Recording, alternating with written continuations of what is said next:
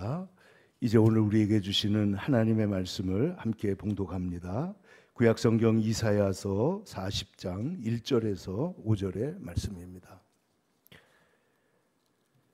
구약성경 이사야서 40장 1014페이지. 이제 우리 다 같이 일어나셔서 이 귀한 하나님의 말씀을 함께 봉독하겠습니다.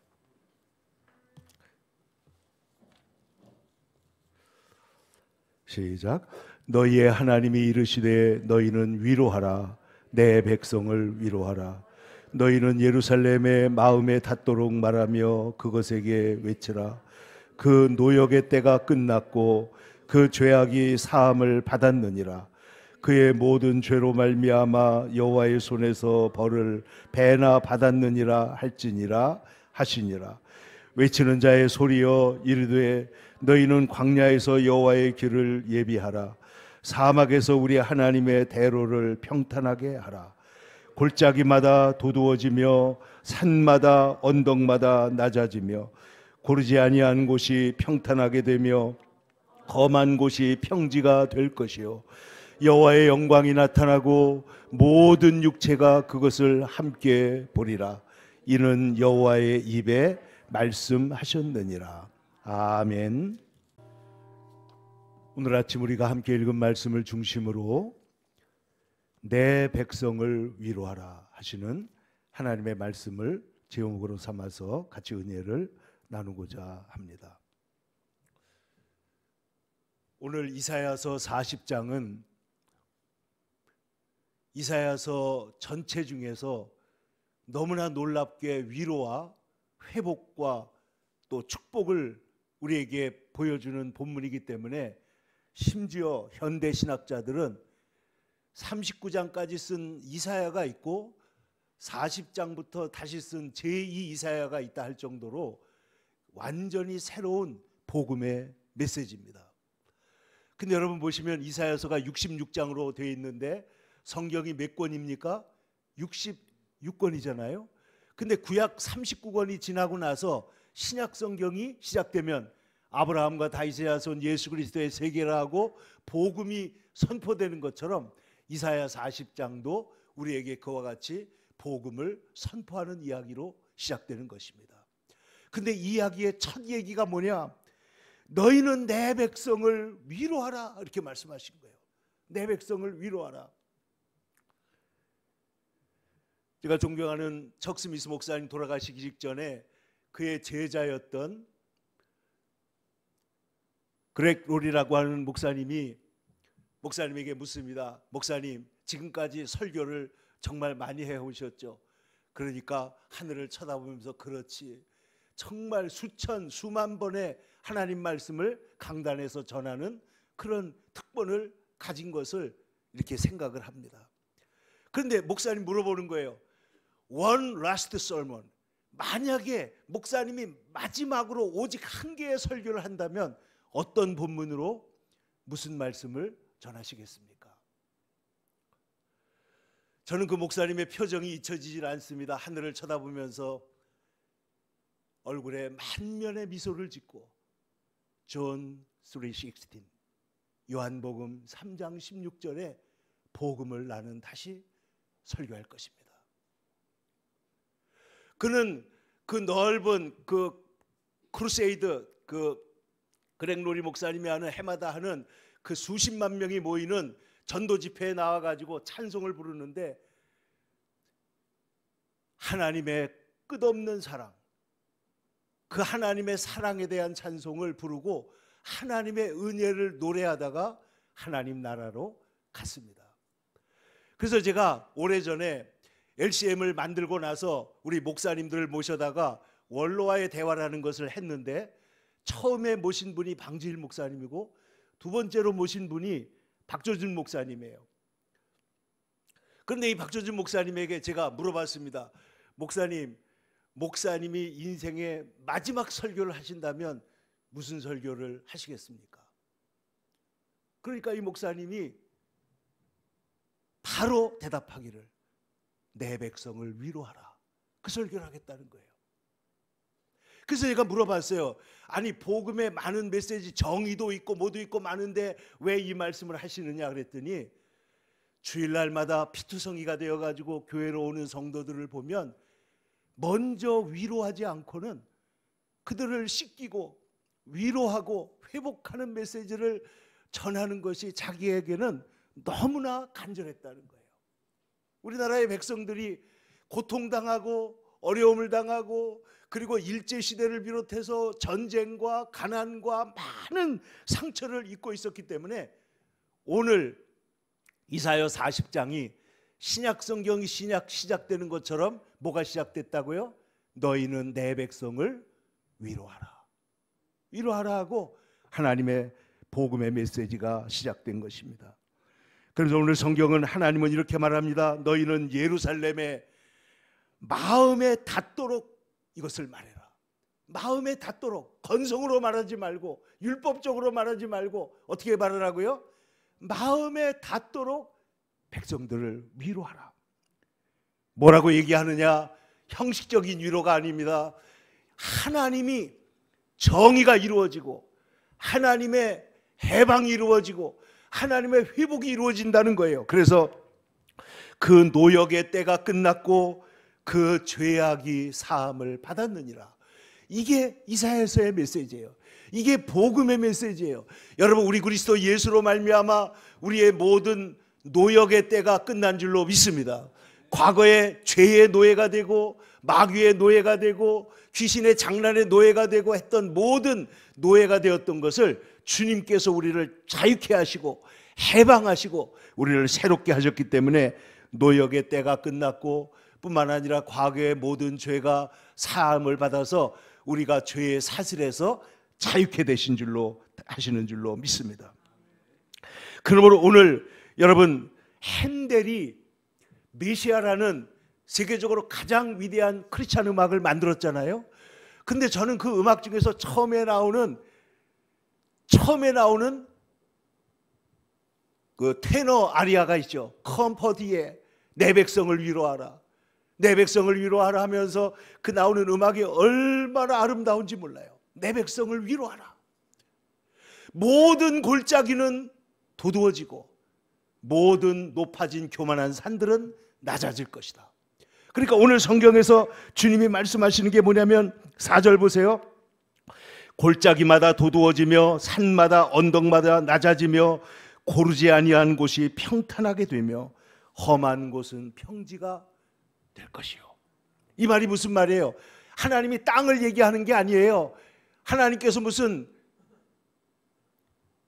건물 짓기 위해서 기초 작업을 한다는 게 아니고 인간의 마음에 골짜기 같이 슬픔과 애통과 눈물과 그리고 죽음에 있던 사람들을 우리 예수님께서 오시면은 모든 골짜기가 도두어질 줄로 믿습니다.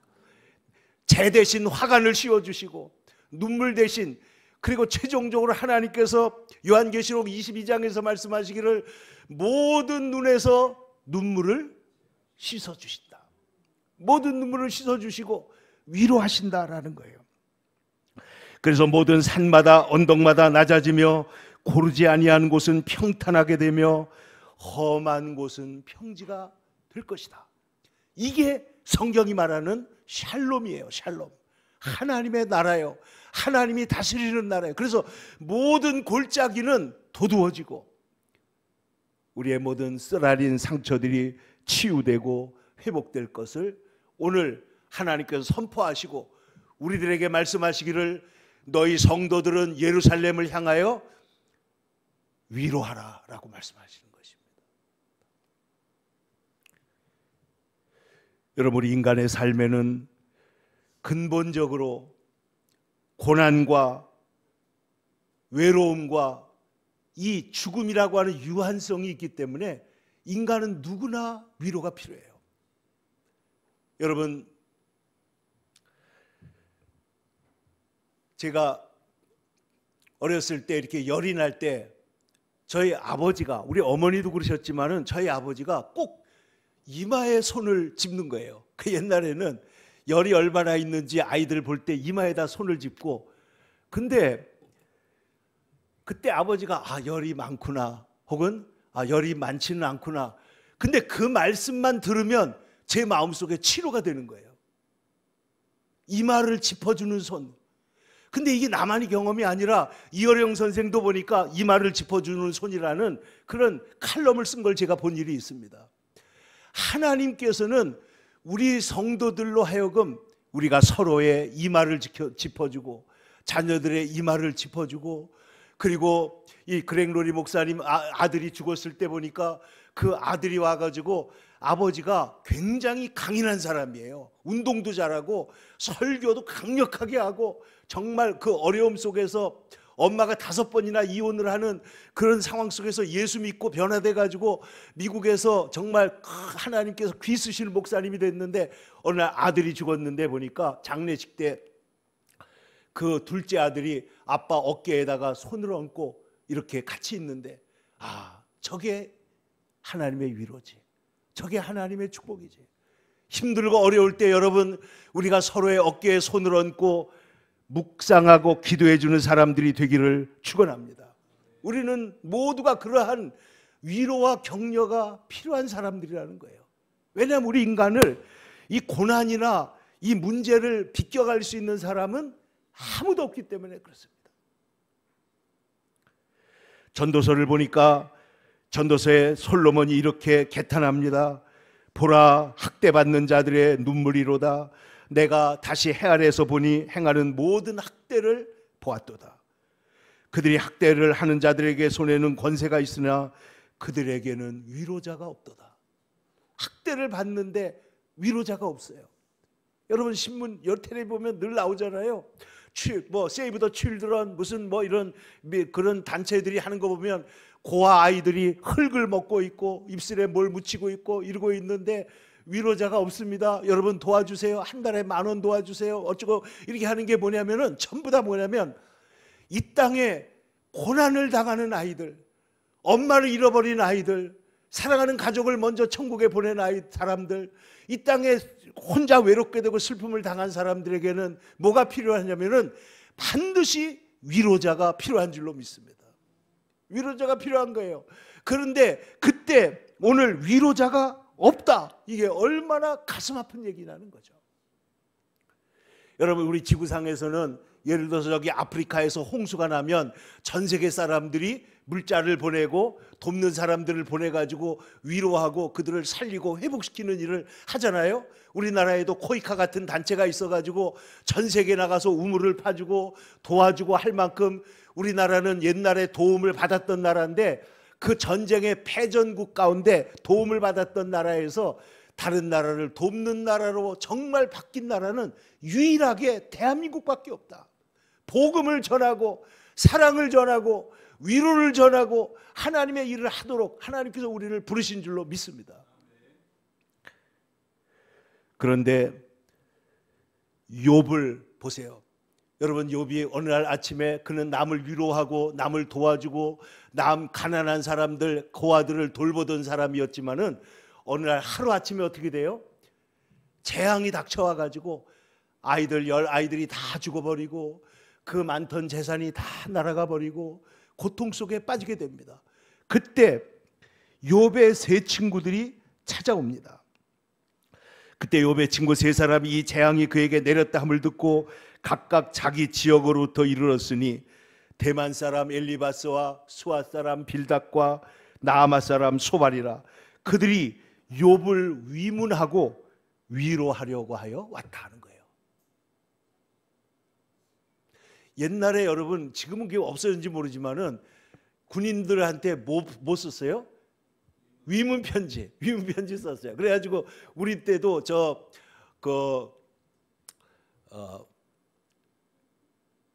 월남에 가신 그 군인 아저씨들에게 어렸을 때 그 편지 쓰고 거기에다가 사탕 하나 넣었는지 어쩐지 기억은 잘 안 나지만 그렇게 했던 것을 본 적이 있는데, 그 군대에 있을 때 그걸 받으면은 그렇게 큰 위로가 된다는 거예요. 위로가 된다. 실제로 우편에 관한 영화가 하나가 있는데, 이게 뭐냐면 가족들이 그 전쟁에 있는 가족들에게 편지를 계속 보내는데 이게 분류가 제대로 안 되고 이 사람들은 여기가 있고 저기가 있고 이거가 제대로 안 돼가지고 편지가 도달 안 하는데 이것 때문에 군인들이 사기가 떨어져가지고 전쟁이 제대로 안 되는 거예요.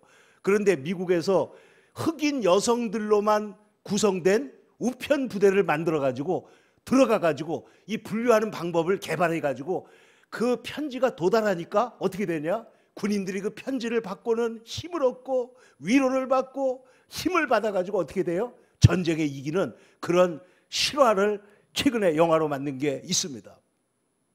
모든 사람들에게는 위로가 필요한데 문제는 뭐냐? 욥의 친구들은 율법적인 생각에 사로잡혀 있었기 때문에 욥을 위로하지 못하고 어떻게 해요? 결국은 욥을 힘들게만 했다는 거예요. 오죽하면 욥이 이렇게 씁니다. 제발 좀 말을 그만해라. 너희들은 나를 번뇌케 하는 위로자다. 나를 번뇌케 하는 위로자다. 욥기 16장 2절에 이런 말은 내가 많이 들었나니 너희는 다 재난을 주는 위로자들이로구나. 여러분, 우리가 다른 사람들에게 가서 위로를 한다고 할 때 여러분 그들과 함께 공감하고 함께 눈물을 흘리고 함께 그 처지에 하나님 동감해야 될 줄로 믿습니다. 그러지 않으면 이것이 눈물이 그들을 오히려 재난을 주는 위로자가 될 수밖에 없다는 것입니다. 근데 오늘 성경은 우리에게 위로자가 되라고 말씀하실 뿐만 아니라 사실은 하나님이 긍휼이 풍성하신 하나님이기 때문에 우리를 위로하신다는 것을 우리에게 가르쳐주고 있습니다. 이사야서 49장의 말씀입니다. 하늘이여 노래하라, 땅이여 기뻐하라, 산들이여 즐거이 노래하라. 여호와께서 그의 백성을 위로하셨은즉 그가 고난당한 자를 긍휼히 여길 것이다. 주님은 우리를 긍휼히 여기시는 하나님이시기 때문에 우리를 위로하시고 긍휼히 여기신다는 겁니다.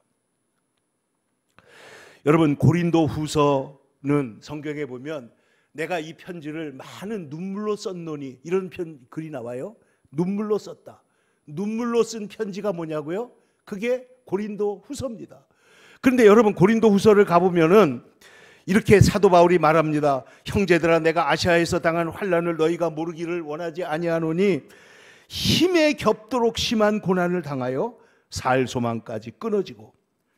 고린도후서 1장 9절입니다. 우리는 우리 자신이 사형 선고를 받은 줄 알았으니 이것은 우리로 하여금 자기를 의지하지 말고 오직 죽은 자도 살리시는 하나님만 의지하게 하시는 것이다.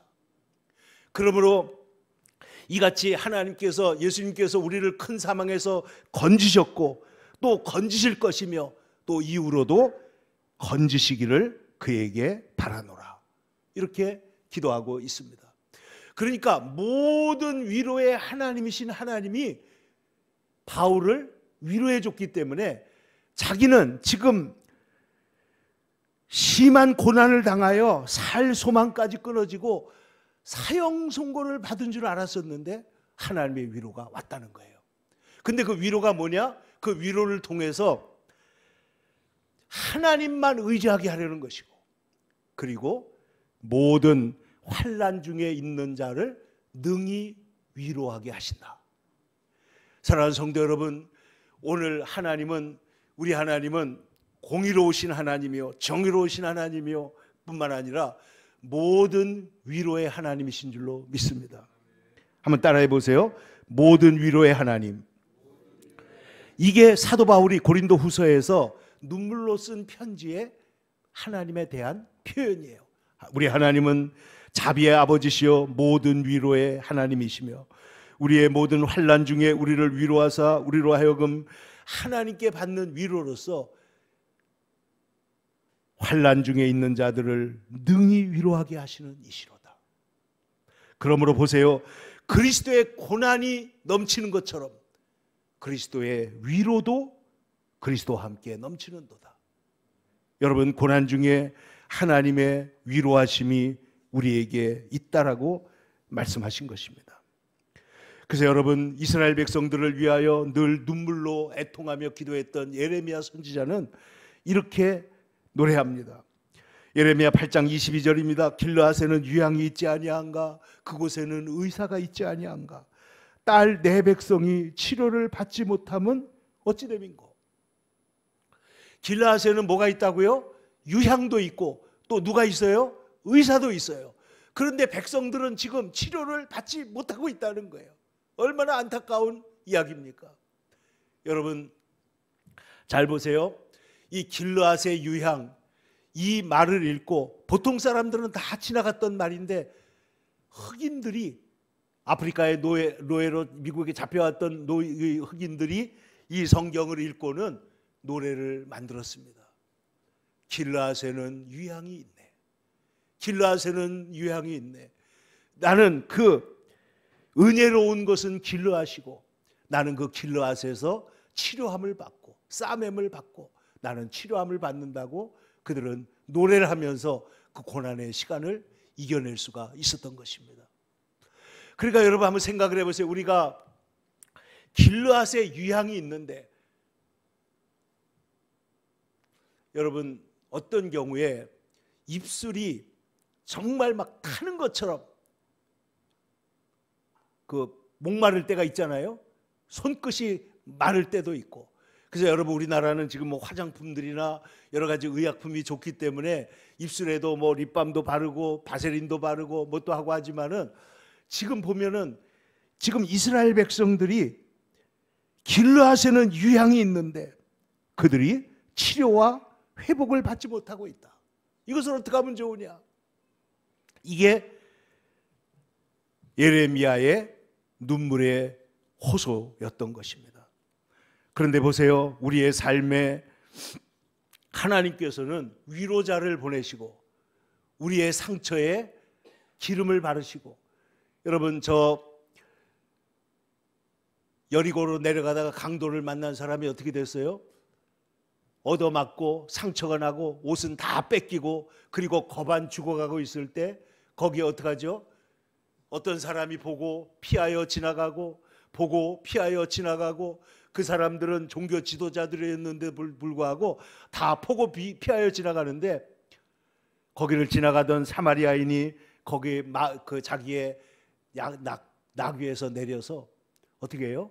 불쌍히 여겨 그 상처에 포도주를 바르고 기름을 바르고 그리고 치유를 해주고 그 사람을 데리고 어떻게 했죠?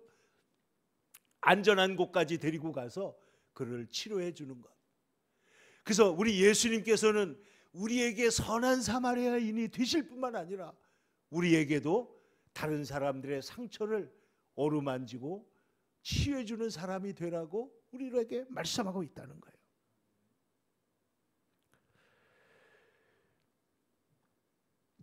이번에 우리가 약 3개월 동안 기도했던 우리 LCM의 목사님이 지난주에 하나님의 부름을 받았습니다. 우리는 정말 기적을 원했지만 처음부터 의사가 말하기를 생존 가능성은 5%밖에 안 된다. 어렵다는. 그러나 온 교회가 이 와중에 기도를 하고 주변에 있는 목사님들이 기도를 했는데 감사한 거는 아들이 무슨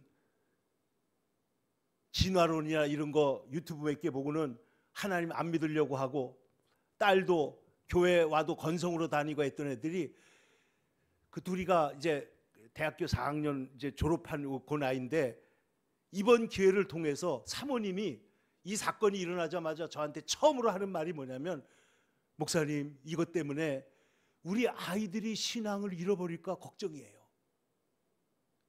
여러분 고난의 날에 우리의 삶에, 여러분 우리의 삶에 하나님의 주권이 있기 때문에 어떤 사람은 하나님이 먼저 불러가시기도 하고 어떤 사람은 나중에 불러가시기도 하고, 여러분 예수님의 제자들 중에 형제들이 있었잖아요. 형제 베드로와 안드레, 야고보와 요한입니다. 그런데 여러분 보세요. 야고보는 일찍 순교해요? 나중에 순교해요? 가장 먼저 순교합니다. 그런데 요한은 어떻게 해요? 일찍 순교해? 나중에 살아요? 가장 마지막까지 살아 있어요. 그러면 하나님 예수님께서 야고보는 미워하시고 요한은 사랑하신 것입니까? 성경 그러는 게 아니에요. 우리의 인생은 하나님의 사랑과 치유와 위로와 도우심이 있지만은 뿐만 아니라 하나님의 주권이 또 있기 때문에 우리는 하나님의 주권 아래 고개를 숙이고 주님의 말씀을 따를 수밖에 없다는 거예요. 그런데 놀라운 사실은 이러한 상황 속에서 하나님께서 이 교회를 위로하시고 가정을 위로하시고, 제가 월요일마다 가가지고 그 교회에 그 기도회 집회를 인도했는데 성도들이 얼마나 은혜를 받고 얼마나 간절한지. 그런데 이번에 장례식 때도 보니까 그 성도들이 마음이, 얼굴이 평안한 거예요. 이거는 우리의 기도를 안 들어주신 것이 아니고 하나님의 뜻 안에서 기도하게 하시고 위로해 주시고 하나님께서 우리를 새롭게 해주신 줄로 믿습니다. 여러분 보세요. 이삭은 어머니 사라가 죽은 후에 마음이 슬펐습니다. 근데 성경을 보면은 이삭이 들판에서 기도를 하고 있는데 아브라함의 종이 신부감을 데리러 갔다가 아예 신부감을 어떻게 해요? 태워가지고 오는 거예요. 근데 성경은 뭐라고 기록하고 있냐면은 이삭이 리브가를 아내로 맞이하여 아내로 삼고 사랑하였으니 이삭이 그의 어머니를 장례한 후에 위로를 받았더라. 어머니는 가셨지만 하나님께서 누구를 보내신 거예요? 리브가를 보내는 거예요. 룻을 보세요. 룻은 남편과 시아버지와 재산과 모든 것을 잃어버리고 힘들고 어려운 상황이 됐는데 그가 가나안 땅, 약속의 땅 베들레헴으로 돌아왔을 때 거기에서 누구를 만나죠? 보아스를 만나게 하셨어요. 그래서 그 보아스를 통해서 위로하시는데 룻은 이렇게 고백합니다. 당신이 이 하녀를 위로하시고 제 마음을 기쁘게 하는 말씀을 하셨나이다. 하나님께서 우리의 눈물을 닦아주시고 새로운 위로를 우리에게 보내주시는 줄로 믿습니다. 그런데 이 결정적인 위로자는 누구냐면 바로 예수 그리스도예요. 예수. 우리의 삶의 모든 눈물의 골짜기에서 우리를 근본적으로 우리를 죄를 사하시고 우리를 자유케 하시고 우리를 위로하실 수 있는 분은 누구냐? 오직 우리 주 예수님이신 줄로 믿습니다. 예수님은 더 좋은 보아스요, 더 좋은 리브가요, 더 좋은 우리의 삶의 위로자가 되시는 줄로 믿습니다. 뿐만 아니라 하나님께서는 오늘 성경의 가장 중요한 것은 뭐냐면 하나님께서 역사를 바꾸어서 정의를 실현하심으로 위로하신다는 거예요. 여러분 이스라엘 백성들은 여기 이사야서에 보면은 이스라엘 백성들이 아수르에 의해서 그 정말 얼마나 많은 압제를 당하고 바벨론에 대해서 압제를 당하고 정말 이 나라 저 나라에 대해서 너무너무 압제를 당하면서 살았던 거예요. 고난을 당하는 작은 나라, 어려운 나라에 눈물이 있습니다. 유럽에서도 보면요, 독일과 그리고 연합군이 싸울 때 보면은 애매하게 그 약한 나라 오스트리아라든지 혹은 폴란드라든지 이런 나라는 아소리도 못 내고 그 나라를 다 잃어버리고 뺏기고 나라 갈라지고 난리가 나는 거예요. 약한 자의 서름입니다. 그런데 오늘 하나님께서 너희는 예루살렘에 마음에 닿도록 외치라. 뭐라고 외치느냐? 노역의 때가 끝났고 죄악이 사함을 받았느니라. 이스라엘 백성들에게 하나님께서 외치라고 말씀하셨습니다. 외치라. 죄악의 때가 끝났다. 역사적 상황을 하나님께서 바꾸시겠다는 겁니다. 그래서 여러분 아시는 대로 BC 539년에 바벨론을 정복한 페르시아 왕 고레스에 의해서 결국 어떻게 돼요? 이스라엘이 포로에서 놓여가지고 고국으로 돌아가서 무너진 성벽을 세우고 무너진 성전을 다시 일으켜 세우는 하나님의 위대한 축복의 날이 오게 된 것이죠. 내 백성을 위로하라. 왜? 하나님께서 이제는 고난의 때가 끝났다고 말씀하고 계시는 것입니다. 지금으로부터 106년 전에 여러분 우리나라에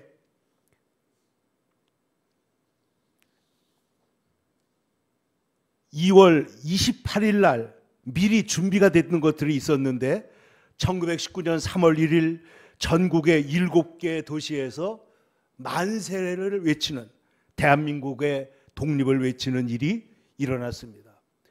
독립을 위해 모여든 수많은 사람들 앞에서 3.1 독립선언서가 낭독이 되었는데, 이것은 인쇄기계가 있는 학교나 교회를 통해서 끊임없이 인쇄가 돼가지고 사람들이 모인 곳에서는 매일같이 열리는 만세 시위 현장에서 이 말씀을 읽고 또 읽고 읽으면서 우리는 하나님의 백성이고, 우리는 독립된 나라이고, 그리고 우리는 정말 이 새로운 세상에 하나의 물결을 따라가는 자들이라는 것을 당당하게 외쳤는데, 여러분 1919년에 이 일이 있고 나서, 그리고 나서 무려 26년인가 더 지나가지고 해방이 왔지만은, 그러나 저는 이 3.1 운동과 이 말씀이야말로 우리 민족 역사에서 가장 중요한 사건이라고 믿습니다. 왜냐하면 이 바탕 속에 뭐가 있냐면, 이 문장을 보면 이렇습니다. 이것은 최남선 씨가 썼는데, 최남선은 기독교인은 아니지만은 이 내용을 보면 독립선언서, 미국의 독립선언문도 성경이 기초가 된 것이고, 이 모든 것에다가 그 독립운동을 했던 그 33인 중에 절반이 넘는 사람이 누구예요? 기독교인이고, 그리고 뿐만 아니라 이 일이 실제적으로 교회를 통해서 전국으로 퍼져나갔기 때문에 이 교회가 실제적인 역할을 한 겁니다. 그 당시에 기독교인은 20만 명밖에 되지 않았지만은 전국의 이 교회를 통해서 한국을 새롭게 했는데, 그 내용의 중요한 부분을 보면 저는 너무나 중요한 내용이 뭐냐면, 우리는 이 조선이 독립된 나라이며 조선인이 이 나라의 주인임을 선언한다. 그러면서 뭐라고 말하냐면, 모든 인류가 평등하다는 큰 뜻을 분명히 할 것이다. 인류가 양심을 따라 만들어가는 세계 변화의 큰 흐름에 우리는 발맞출 것이다. 그러면서 말합니다. 오, 신천지가 안전에 전개되도다. 새 시대가 왔다는 거예요. 신천지가 뭐예요? 성경에 새하늘과 새 땅 아니에요? 새하늘과 새 땅이 오는데, 위력의 시대는 가고 도의의 시도가 왔도다. 근데 여러분, 엄밀하게 말하면 지금 우리나라의 위력의 힘으로 누르는 시대가 아니라 도덕, 윤리, 법, 양심이 지배하는 시대가 왔다. 이게 지금 1919년에 우리의 선조들이 외쳤던 그런 내용인데, 어떤 의미에서는 우리는 또다시 이 3.1 운동이 필요한 것이 뭐냐면, 인류의 양심에 따라 만들어가는 세계 변화의 큰 흐름이 있고, 이것은 하늘의 뜻이고 시대의 흐름이고 전 인류가 함께 살아갈 정당한 권리에서 나오는 것이다. 힘으로 억누르는 시대가 가고 도의가 이루어지는 시대가 왔구나. 그러므로 우리는 원래부터 지닌 자유권과 원래부터 풍부한 독창성을 발휘하여 찬란한 문화를 꽃피울 것이다. 여러분, 원래부터라는 게 뭐예요? 이게 하나님이 우리에게 주신 자유예요. 우리 인간이 존귀하다고 하는 것은 진화론적 이 세상 세속 그 철학에서는 나올 수가 없다는 거예요. 오직 우리 인간을 지으실 때 하나님의 형상대로 지으시고, 우리 인간을 구원하기 위해서 하나님의 아들도 우리에게 아끼지 않으시는 그 창조, 하나님의 구속의 관점에서 우리 인간은 존귀한 존재이고, 그래서 이 존귀함을 세상에 널리 선포하고, 그리고 이 선포했던 일이 결국은 이루어져서 우리들이 하나님께서 이 나라를 축복하시고 오늘 이와 같이 복된 나라로 하나님이 세워가고 있는 줄로 믿습니다. 그러므로 사랑하는 성도 여러분, 오늘 주님께서 우리에게 너희는 내 백성을 위로하라 라고 말씀합니다. 이것은 외치라고 말씀합니다. 일어나서 우리가 필요할 때, 그때 우리나라 백성들이 온 교회가 있는 곳에, 또 아온의 장터에서, 자기들이 있는 골목에서 독립을 외치고 대한독립 만세를 외치고 위력의 시대가 가고 도의의 시대, 양심의 시대가 왔다는 것을 선포했던 것처럼, 오늘 우리는 우리의 삶 속에서 불의와 싸울 뿐만 아니라 위로받는 사람들을 위하여, 위로받아야 될 사람들을 위하여 위로하고, 또 우리가 하나님 앞에서 오늘 바울이 말한 것처럼 주님의 위로로 말미암아 우리가 남을 위로할 수 있는 사람들이 될 수 있기를 축원합니다. 예수님께서 우리에게 말씀하십니다. 긍휼히 여기는 자는 복이 있나니 그가 긍휼히 여김을 받을 것이다. 애통하는 자는 복이 있나니 그가 위로를 받을 것이다. 오늘 애통하는 자에게 진리를 위하여 애통하는 자에게 하나님의 복이 있는 줄로 믿습니다. 그러면 우리는 역사적으로뿐만 아니라 개인적으로라도 우리가 주변의 사람들을 어깨에 손을 얹고 그들을 위해 기도하며 좋은 위로자가 되시기를 축원합니다. 여러분, 바나바가 무슨 말이에요? 바나바, 위로자라는 뜻이에요. 바나바처럼 여러분, 사람들, 상처 입은 사람들, 어려운 사람들에 찾아가서 어깨에 손을 얹고 그들을 위하여 위로하고 격려하고 회복할 때, 여러분, 우리의 삶에는 놀라운 하나님의 회복의 축복의 역사가 나타날 줄로 믿습니다. 하나님 내게 위로의 은사를 주시고, 그래서 로마서 12장의 말씀대로 위로하는 자면 위로하는 일로, 구제하는 자라면 성실함으로, 다스리는 자는 부지런함으로, 긍휼을 베푸는 자라면 즐거움으로 이 일을 하라라고 말씀했어요. 여러분, 우리가 위로를, 주님의 위로를 풍성히 받으시기를 축원합니다. 뿐만 아니라 세상의 위로자로 우리가 설 수 있게 되기를 바랍니다. 그리하여 욥 같은 사람들을 위로할 뿐만 아니라, 여러분, 욥이 마지막에 친구를 위하여 기도했을 때, 욥기 42장입니다. 이에 그의 모든 형제와 자매와 이전에 알던 이들이 다 와서 그의 집에서 함께 음식을 먹고, 여호와께서 그에게 내리신 모든 재앙에 관하여 그를 위하여 슬퍼하며 위로하고 각각 캐시타 하나씩과 금고리 하나씩을 주었다. 그를 위해서 자기 주머니를 털어가지고 욥을 위로하고 욥이 새 출발할 수 있도록 도와주었다는 거죠. 오늘 하나님께서 역사적으로 그리고 구속사적으로 예수님을 보내서 내 백성을 위로하라.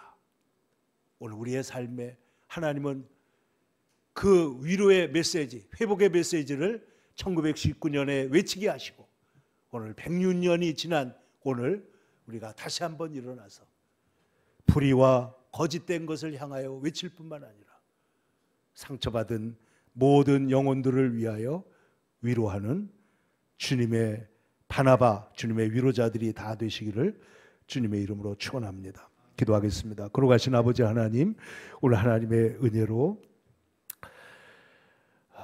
이 나라를 일제 압제에서 건져주시고, 또 뿐만 아니라 하나님 아버지, 오늘날 이 나라가 번성하고 번영하여서 오늘날 개인 소득이 일본을 앞서는 하나님의 놀라운 축복을 베풀어 주신 것을 감사합니다. 이제 하나님 앞에 기도하오니 이 나라가 상처받은 치유자로서 선교사를 보내며 또 마음 상한 자들을 고치며 아버지 하나님이여 위로하는 하나님 복음의 사역자들이 다 되게 하여 주시옵소서. 무엇보다도 하나님 아버지, 오늘 이 나라에 치유가 필요하오니 주여 공의와 하나님의 정의와 하나님 아버지 양심과 법이 올바로 다시 세워지게 하여 주시고, 아버지 하나님 이 나라의 백성이 하나님의 은혜로 말미암아 온전히 새로워지도록 하나님 축복하여 주시옵소서.